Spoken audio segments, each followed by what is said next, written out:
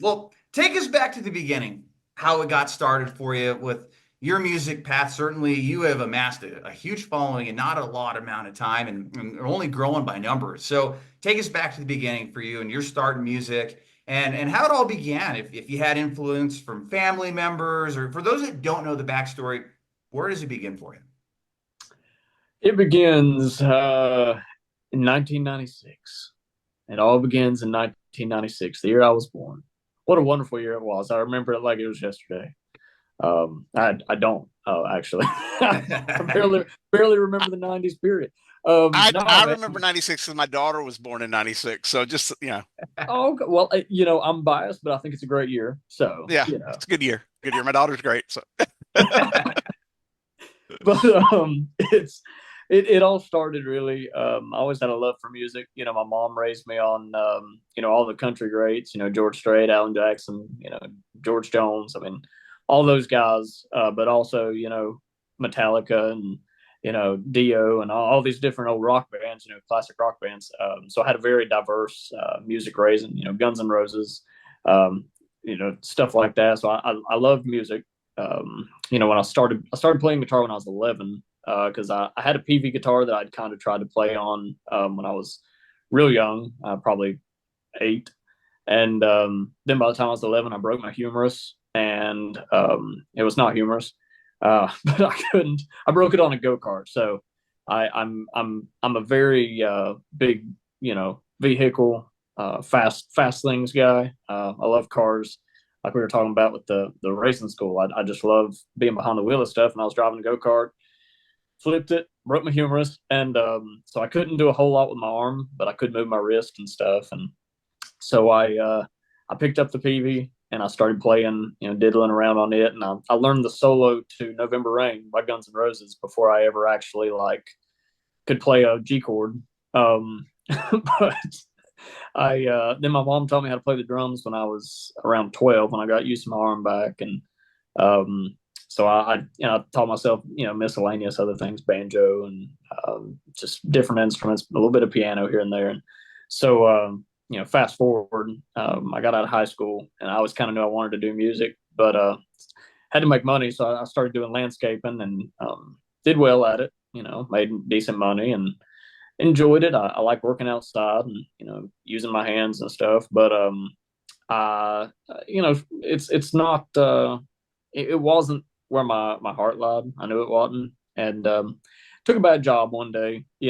And I come back home and I told mom, I said, said.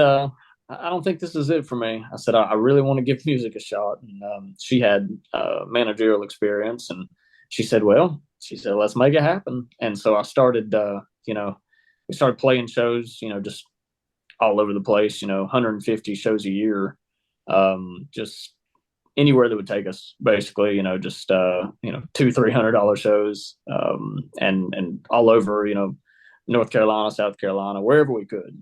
And then we shifted our focus, towards really only just 3 or so years ago towards, okay, we need to focus on releasing music and people caring about, my songs and stuff like that. So that was when we shifted focus to, releasing my stuff. And ever since then, that's when the tables really turned and saw, okay, people care about, my voice and my songs and what I've got to offer in the country music world. And it's been a great ride, and we've been very blessed in a short amount of time.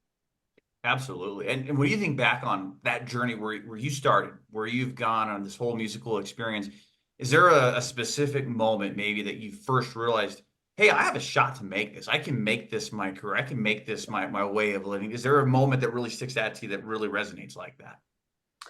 I think, when we got a sprinter, a sprinter van, and we were, doing shows, like I said, across just wherever. That was in 2019. And, we'd just go wherever. And, I was not huge paying shows, but, making a living, paying the bills. And I was like, okay, if this is all there is, like I'm playing music, paying bills, and, things are good.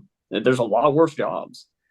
And but I think the first time I was like, okay, this could be really big was, I released a song called "The Fool That I Am," in a music video, and that was filmed here in Wilkesboro. And I put it on TikTok.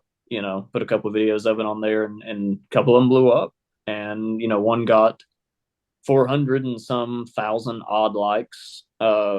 One got 250, 300,000 likes, and so they did really well. Millions of views, and the numbers started going up and going up and going up. And then I put another song out, started pushing it, and numbers kept creeping up. And so that was really around the time that I was like, okay, people do care, and that was 2021, late 2021. So, around 3 years ago.